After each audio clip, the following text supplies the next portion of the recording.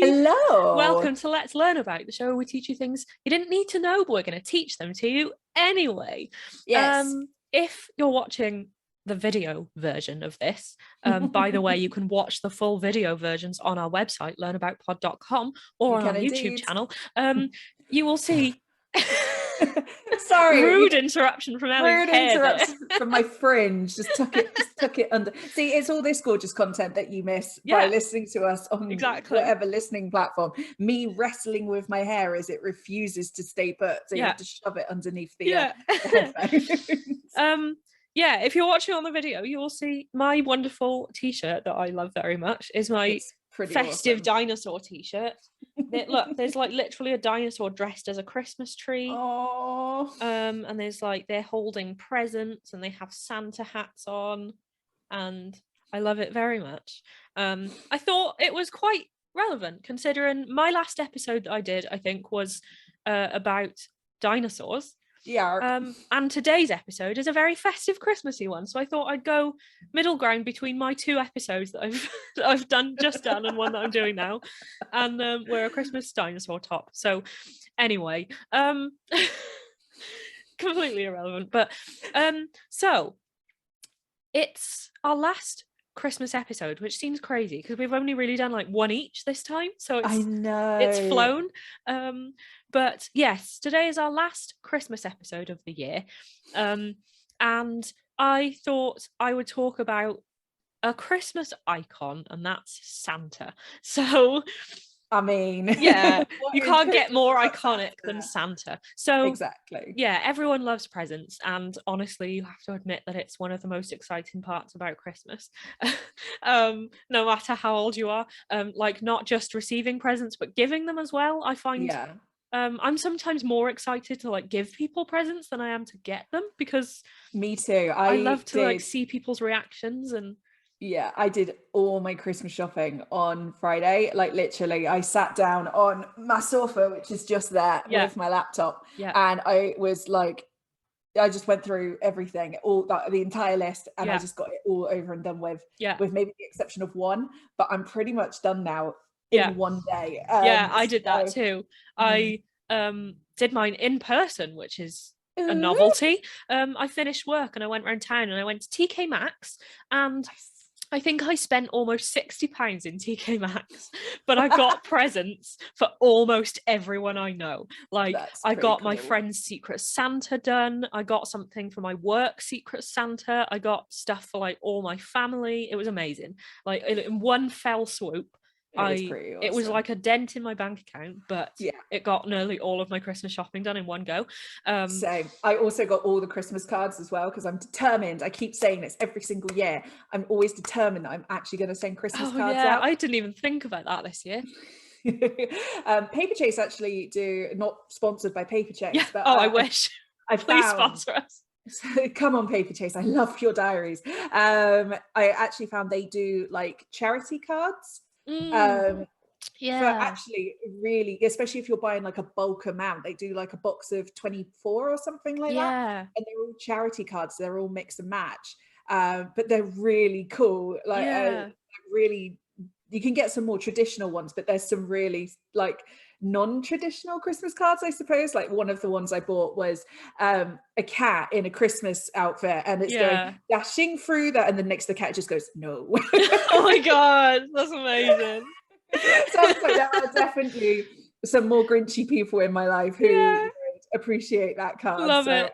You got a little box of them, and then I got a big box of like different types. And because they're charity cards, not only are they actually really reasonably priced for a lot of cards, but then a portion of the proceeds goes towards whatever charity it is that it's going to. It's like, that's cool, because sometimes you see big packs of cards and they're very expensive. Holy shit. So this year, determined. Nice. Going to send. But anyway, nice little tangent as usual. But yes, so nothing is more exciting than when you're a child and the magic of Santa Claus is alive. But I was interested to know, who really is the big fat fella who brings children Christmas presents. So I am in today's episode, I'm going to be looking at the evolution of Santa Claus. And I love how I make him sound like his own separate species or a Pokemon. So yeah, I thought I'd talk a little bit about the history of Saint Nicholas and how he became what we know today as the man who brings children presents all over the world on Christmas Eve. Indeed. So Santa has several aliases, and if you have listened to our previous episode, Ellie talked a little bit about this in terms of like European Christmas traditions, of covered a couple, and we in the past we've also talked about various Christmas figures as well. The anti-Santies. So as you talked about last time, the French know him as Père Noël. Kris Kringle seems to be a version of Christkind, which is a sprite-like child, usually depicted with blonde hair and angelic wings, who's a traditional Christmas gift bringer in Austria, Switzerland, southern and western Germany, Czech Republic, Croatia, Liechtenstein, Luxembourg, so many other places. Many places all over the world has Christkind. In the Netherlands, he arrives on a steamboat or a horse from Spain, and the Dutch call him Sinterklaas, which has come into American English as Santa Claus, short for Saint Nicholas or Saint Nicholas. So Saint Nicholas and Santa are historically the same guy, but unlike the jolly figure who flies on a reindeer-led sleigh from the North Pole, the saint originally came from the Mediterranean coast. So let's sort of talk about who Saint Nicholas actually was and sort of the journey through his life. So Saint Nicholas was a Christian bishop who helped the needy, and after his death, the legend of his gift giving grew across the world. He transformed into the legendary character called Santa Claus, who brings Christmas presents to children everywhere. So Saint Nicholas was born around the year 260 AD in Lycia, which is on the southwest coast of present-day Turkey. He lost both of his parents when he was young, and he reportedly used his inheritance to help the poor and the sick.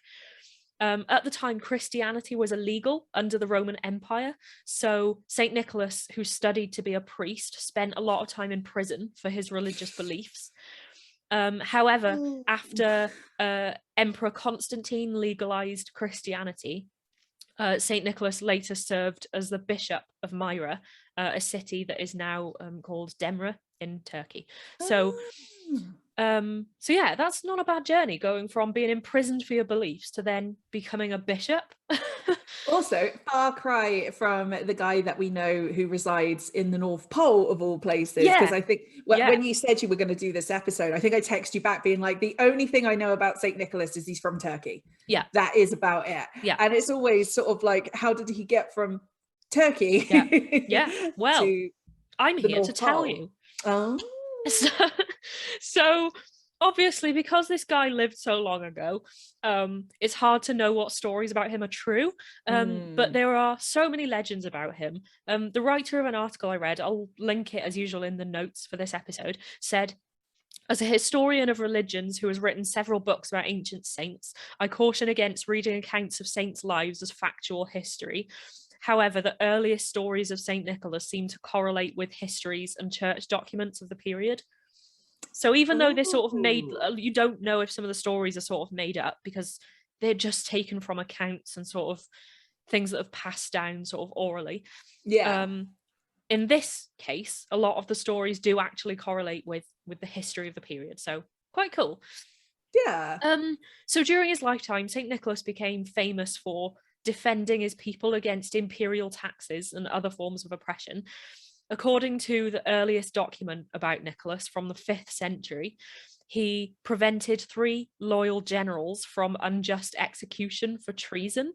Oh, wow. A 9th century Greek legend claims that he revived 3 scholars who had been murdered and stashed in a pickling tub. Which which is slightly more sort of out there. Why when it comes to all the Christmas stuff that we do, why are there deathly undertones? I swear to God, we cannot do a Holly Jolly episode without a mention of death or beatings. Or I think that's it. No, there's a lot of talk about. There's actually a lot of talk about tombs and bones in this episode. So, oh my God. But yeah, so anyway, one of the most famous stories about St. Nicholas tells how the custom of hanging up stockings to put presents in may have first started. So the story goes like this. There was a poor man who had 3 daughters. The man was so poor that he didn't have enough money for dowry, so his daughters couldn't get married. A dowry is basically a sum of money paid to the groom by the bride's parents on the wedding day. And it still happens in some countries, even today. One night, Nicholas secretly dropped a bag of gold down the chimney and into the house. And the bag fell into a stocking that had been hung by the fire to dry.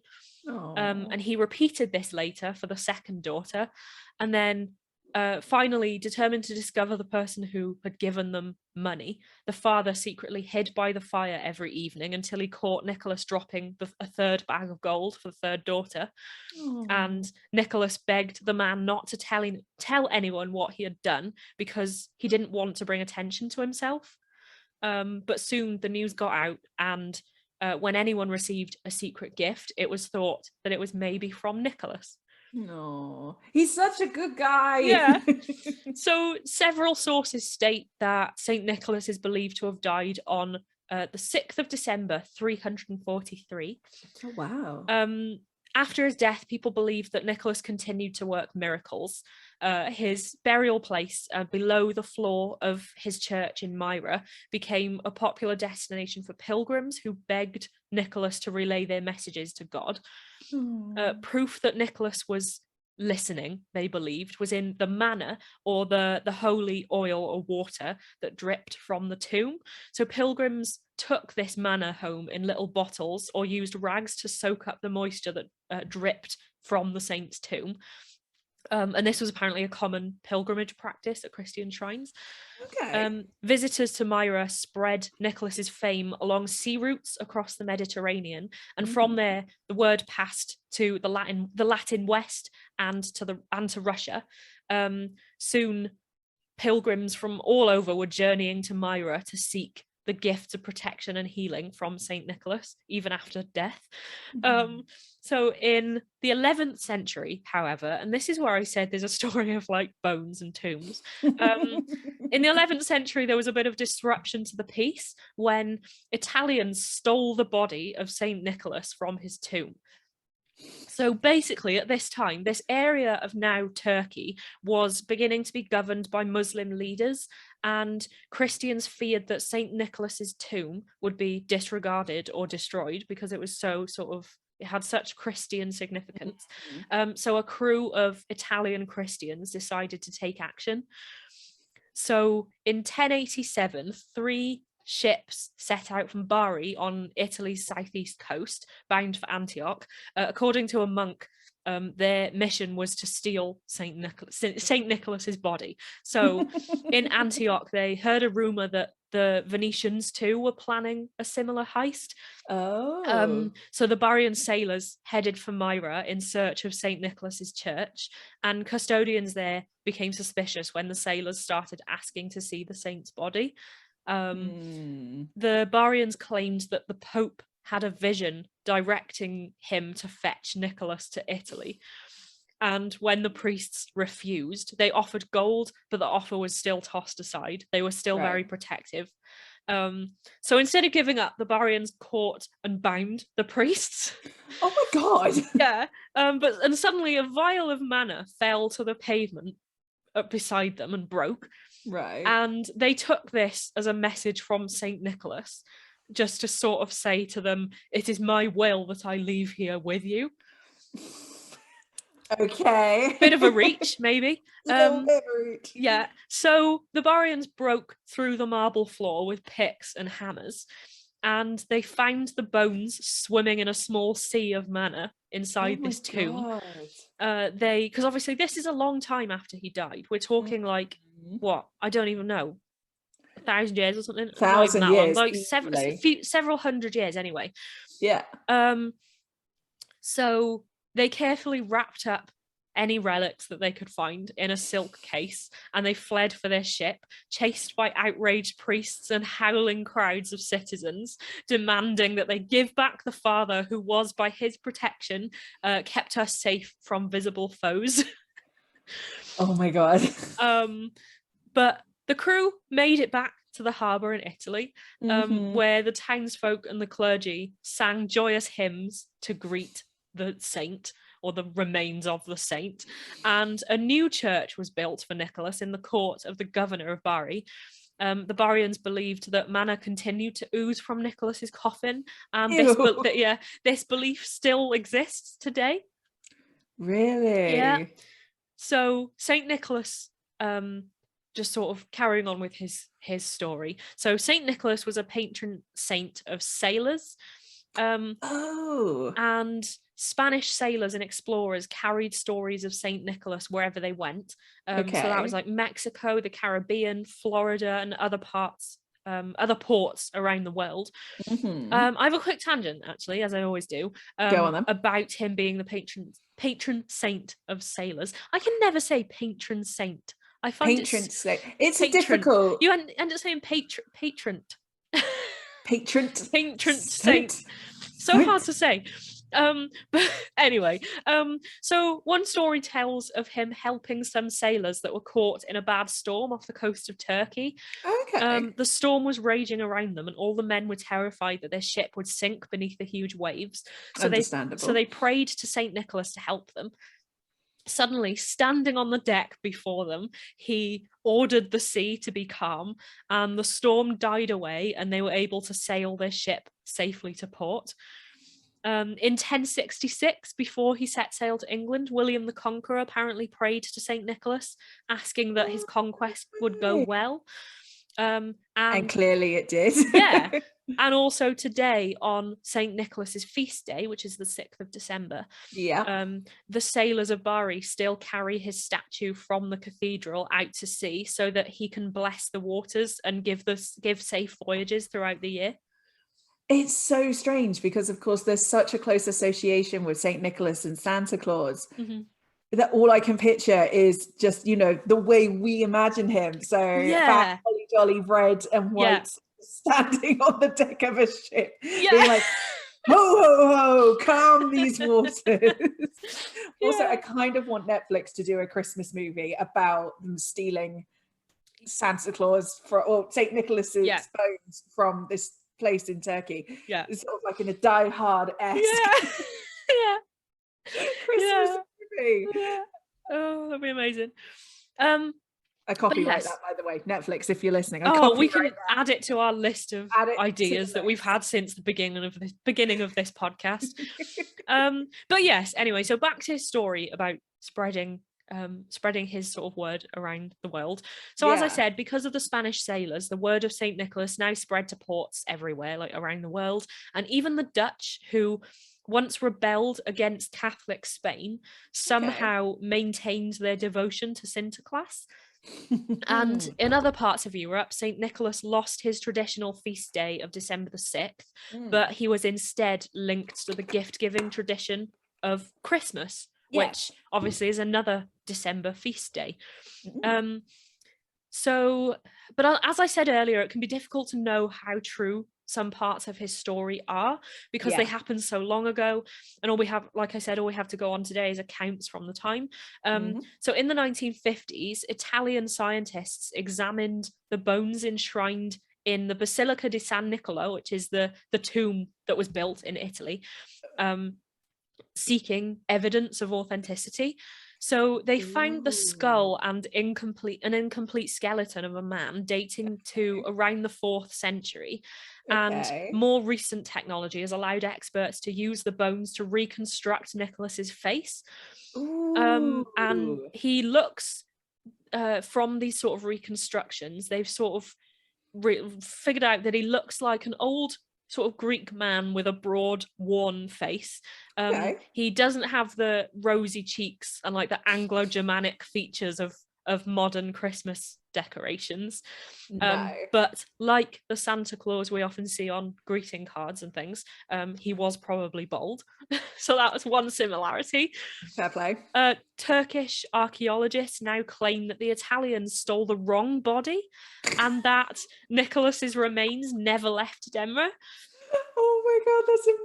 Yeah. To add to the Netflix Christmas special, they steal the wrong bit. And the priests were like, just pretend that they got the right one and chase him as if they got it right. And then go back and be like, now we've still got him. They basically discovered another sarcophagus dating back to the 4th century in the same church, which they claim is the one that contains Saint Nicholas. Oh, yeah. Alternatively, some historians have suggested that the story of Nicholas's move to Italy is a fictional story, purposely created to advertise a new pilgrimage centre in the 11th century. Advertising has always been a thing. It always has been a thing. We were just talking about marketing before this episode started, and it's like... Yeah, even in the 11th century, it was still a thing. Yeah, how do we get the people to come to this thing? Yeah. I know, advertising. Yeah. So although relic theft was common in the Middle Ages, grave robbers often made mistakes or lied about the authenticity and source of their bones. Nothing in the shrine at Bari proves that the bones inside belong to the 4th century Bishop Nicholas. So so who knows what happened? It's a big mystery. We love a good mystery. Love a mystery. But it is one of those things when relics of saints and stuff get stolen, and then the amount of places that claim that they have a certain portion of someone, and if you add them all up, if they were all true, it turns out that they have got like the 6 pointer fingers of one particular saint, and it's like some of yours is lying. It actually reminds me of Klinos's episode that she did for us last year about what was it? I think it was during Spooky Month. It was where she talked about people that have a life, like corpses that have a life after death. Oh, yes. That I'm sure there are a couple of similar stories in that one as well, where people all over the place claim that they have bits of this person, and it's like, like Ava Peron, and she was in like several different places, and it's like, okay. Why? So modern Santa Claus. So over the years, St. Nicholas has inspired many stories of joy and gift giving, and stories of his miracles and work for the poor spread to other parts of the world quite rapidly after this point. He was a popular saint in Europe until the time of the Reformation in the 1500s, which was a religious movement that led to the creation of Protestantism, which turned away from the practice of honouring saints. But St. Nicholas, however, remained an important figure, particularly in Holland. So the Dutch continued to celebrate the feast day of St. Nicholas. Unlike a lot of people where they sort of stopped celebrating it, they carried on. And this, as I said, was Sinterklaas on the 6th of December. I think similar to what you talked about in the last episode. I was about to say, because I think we said in last week's episode, for those of you who haven't watched it, I talked about Christmas traditions throughout Europe specifically. And the 6th of December kept coming up. And I think we remember saying, okay, we understand the 6th of January because that's when the 3 kings supposedly turned up at stable, but why is the 6th of December St. Nicholas's day? But it was because that was supposedly the day that he died. It all makes sense when you do research. But as I think you kind of talked about in your last episode, it was common practice for children to put their shoes out on the hearth, or these days near the central heating duct, hoping that Sinterklaas would fill them with sweets and gifts. Dutch immigrants brought the legend of St. Nicholas to America in the 1700s.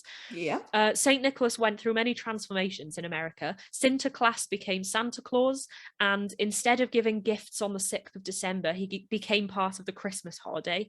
In the 1820 poem, An Account of a Visit from St. Nicholas by Clement Clarke Moore, he is described as a jolly, heavy man who comes down the chimney to leave presents for deserving children and drives a sleigh pulled by flying reindeer.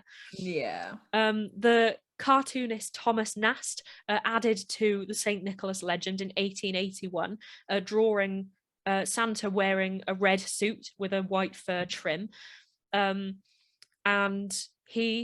St. Nicholas quickly became the Santa Claus that we know today. So in 1823, a famous poem, A Visit from St. Nicholas, or 'Twas the Night Before Christmas, was published. Clement Clarke Moore later claimed that he had written it for his children. If you remember last year, quick callback to another episode, some scholars now believe that it was actually written by Henry Livingston Jr., who was a distant relative of Dr. Moore's wife. I actually talked about this in depth in one of our episodes last year. It was episode 47, if you want to listen to it, Christmas Mysteries. I talked about this whole story in a lot more depth. But yeah, so in the poem, St. Nicholas is described as chubby and plump, a right jolly old elf, and as coming with a miniature sleigh and 8 tiny reindeer. This was the first time we found out the names of the reindeer, and they became really well known in the song Rudolph the Red-Nosed Reindeer, written in 1949. Today, some people say that Santa lives in the North Pole. In Finland, they say that he lives in Lapland. But there's one thing everyone agrees on, and that's that he travels through the sky on his sleigh, pulled by his reindeer, and he comes into houses down the chimney at night and places presents for the children in stockings or in front of the Christmas tree or by the fireplace. St. Nicholas putting the bag of gold into a stocking is probably where the custom of having a tangerine or a satsuma at the bottom of your Christmas stocking came from. If people couldn't afford gold, then golden fruit was a good replacement. And until even 50 years ago, things like oranges weren't very common. They were a very special fruit. They were indeed. So yeah, that's potentially where they would just be like, oh, we can't afford gold, so we'll put golden fruit in instead. Little tangerine. Yeah. So finally, there's a Christmas urban legend that I had to talk about that says that Santa's red suit was designed by Coca-Cola, and that they might even own Santa. Just he's hiding in the back of the Coca-Cola factory going, is it my time? Soon, Santa, soon. Or that they've maybe like trademarked it. I don't know. But this is not true. Long before Coke had even been invented, St. Nicholas wore his bishop's red robes, and during Victorian times he wore a range of colours. Red, green, blue and brown fur were common ones, but red was usually the most common, again probably because of his bishop's robes. In January 1863, Harper's Weekly published the first illustration of St. Nicholas by Thomas Nast, as I mentioned earlier. Good old Thomas Nast. And in this illustration, he was wearing a US Stars and Stripes outfit. Very American. Oh my God. Typical American. Let's put Santa in a let's Captain Americanize this Santa suit, shall we? Yeah. Over the next 20 years, Thomas Nast continued to draw Santa every Christmas, and his works became very popular.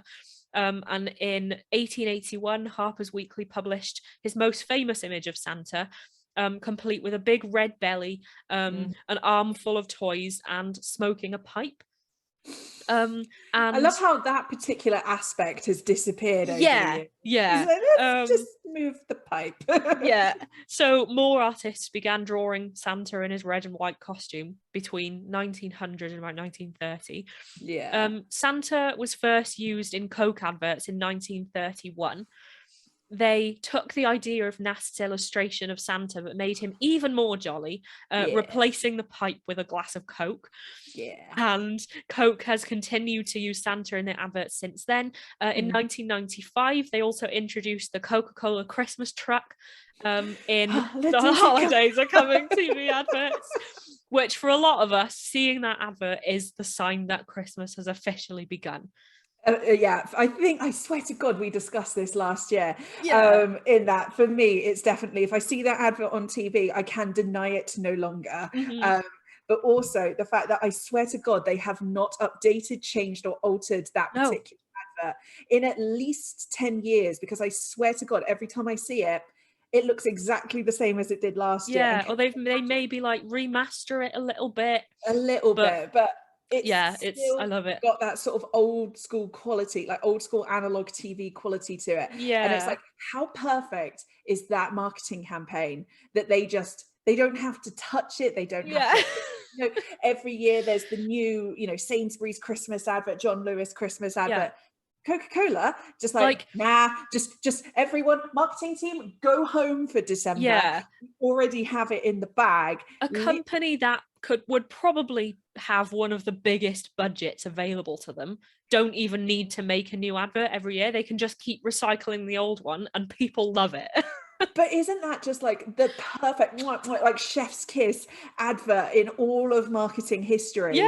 One that you do not need to do again for as long as you feel like it, because it's that iconic. And that it's got that sentimental value to it as well. And like they'll maybe obviously change like the text at the end or something. Like I think this year's one, there's like they've added little animations of like sparkles and stuff. But the actual bulk of the advert is never changed, and it's great. Never changed. That is like perfect iconic marketing. It's so clever. Bloody Coca-Cola capitalist nonsense. And they don't even have to try. So there you go. If you didn't know the history of Santa Claus before, now you know. If you have children who are starting to ask you about Santa, that you can tell him some of the stories of who Saint Nicholas actually was, because he seemed like he was a pretty cool guy. He did seem really cool. And I hope this gives you something where you can, as we always say, you can impress all your family this year with some festive tidbits of knowledge that we have given you. This was our last Christmas episode of this year. Which is crazy. Every time we have a series of episodes, and we're like, how is this the last one? Like, it's because we've just recorded one each. Well, that is true. The bonus of having, guest people come and do our job for us. But also at the same time, it's like, for us, it's only the 5th of December. How are we already done with the Christmas content? I know. But you can go back and listen to last week's if you haven't already, or if you want to listen to a whole load of other Christmas episodes, then you can go to our website, learnaboutpod.com, go to the index, and we have a whole Christmas section on there where you can see all of our Christmas episodes we've done. Previous years. We have, It's like our longest running series, because when we started this podcast, it was literally November. So one of the first things we did was do a whole December run. So that's probably one of our longest running recurring series, is the Christmas series, and we will never run out of content, because I refuse to run out of Christmas content. We've kind of got everything from like holly jolly Christmas episodes, like I did one about Christmas music. We've got ones about Christmas traditions. We've got all sorts of Christmas mysteries. But we've then also got ones that are slightly darker. So we've got ones that covered slightly. So my Christmas mysteries one covered things like UFO discoveries that happened around Christmas. The one that we've just done with Klinos this year was the story of a disappearance that happened around Christmas. The disappearance, like the news of the disappearance, actually broke on Christmas Day, which is just my God, bit heavy. We got Krampus, which is literally a demon. A demon who whips children with birch sticks. So whether you like some holly jolly light Christmas episodes, or you want some of the slightly spookier dark Christmas episodes, whatever you fancy, we've got something for you. Just head to the website and you can see all of them there on our index. You can follow us on social media. I think we're making that's not a word. We're especially a special effort at the moment on Instagram. Our Twitter I keep trying to use Twitter and I don't think it's really working for us very well, but Instagram we've got some good connections there. We're chatting with some other podcasters, which is fun. Little kind of hint about something that potentially is going to happen next year is some very exciting collaborations with some other relevant sort of knowledge education podcasts. Very cool. Next year is going to be our year for collaborations. Yes, we're so excited. But yeah, so follow us on Instagram at learnaboutpod. We're posting all sorts of stuff over there at the moment, and we've got tons of ideas for things. We want to start posting them more regularly, so yeah, that would be really cool if you go and follow us over there. Let's finally crack 100 followers over on our Instagram. That would be cool.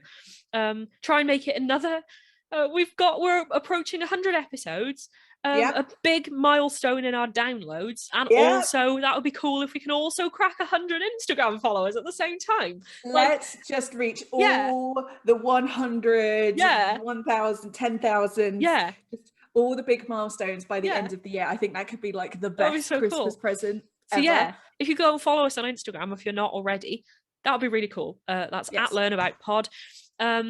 The website, as I said, is learnaboutpod.com. What are you going to say? No, I was just going to say, and it's not only you guys giving us presents, but we have some presents for you as well. Particularly if you sign up for our Patreon account. Not only have we got a record amount of bonus episodes going out this month, but we also have some special episodes that we happen to be recording today, that are sort of not technically bonus episodes, but more behind the scenes stuff that we're showing you.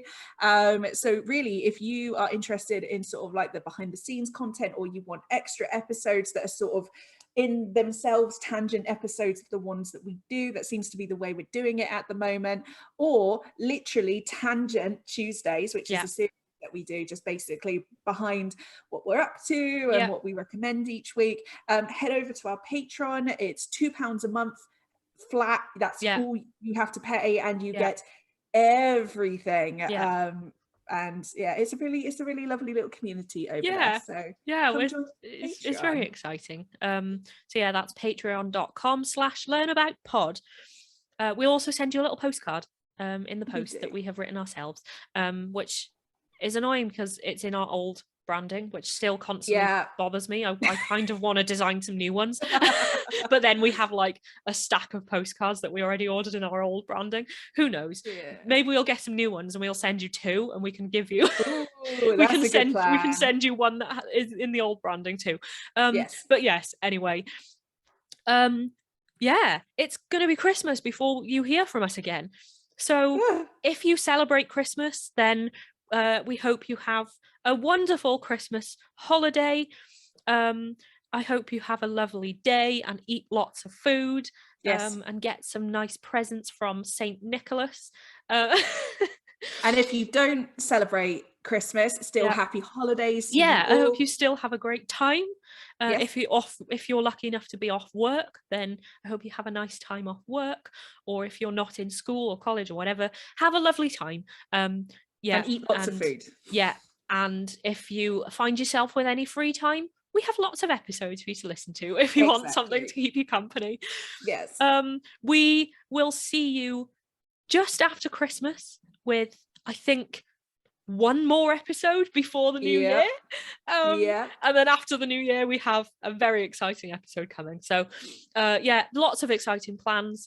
Again, if you're on our Patreon, you'll know a lot about what's already coming. We've told we keep everyone up to date there about everything that's coming up. So very cool. Enough rambling from us. We will go. Have a great Christmas, and we will see you on the 27th of December, which also happens to be my birthday. Happy holidays, everyone. Bye.